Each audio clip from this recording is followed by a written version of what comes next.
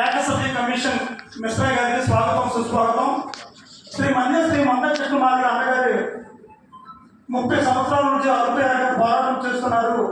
ఈ మాదిగ సమాజంకే కాకుండా ఈ భారతదేశంలో ఈ ఉమ్మడి తెలుగు రాష్ట్రాల్లో కూడా అందరూ శుభ్రంగా ఉండాలన్న సదుద్దేశంతో ఆరోగ్యశ్రీ కానీ ఆకలి కేకల బియ్యం కానీ అదేవిధంగా వికలాంగుల హక్కుల కోసం అన్ని సామాజిక వర్గాలకు పోరాడేది శ్రీ మందకృష్ణ మాదిగ అన్నగారు. ముఖ్యంగా ఈ జిల్లాలో జరుగుతున్నటువంటి పోలీస్ డిపార్ట్మెంట్ చూసుకుంటే ఒక 1 టౌన్ కానీ 2 టౌన్ కానీ 3 టౌన్స్ కానీ మా మాల సోదరులు మాత్రమే ఆఫీసర్స్ కానీ లేదంటే కానిస్టేబుల్స్ కానీ ఉన్నారు.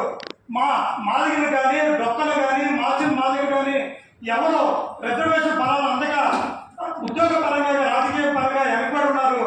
రిజర్వేషన్ ఫలాలు కూడా అంతంత మాత్రమే ఉద్యోగాలు ఉండడం వల్ల కాంట్రాక్ట్ బేసిక్లో ఉద్యోగాలు తీసుకుందామంటే మా సోదరులు చేసుకునే పై లెవెల్లో ఉండడం వల్ల మా మాదిగలు కనీసం మాస్టర్ మాదిగ కానీ రెల్లులు కానీ కనీసం ఆ కాంట్రాక్ట్ బేసిక్ కూడా ఉద్యోగాలు చేయలేని పరిస్థితిలో ఉంది ఈ జిల్లాలో.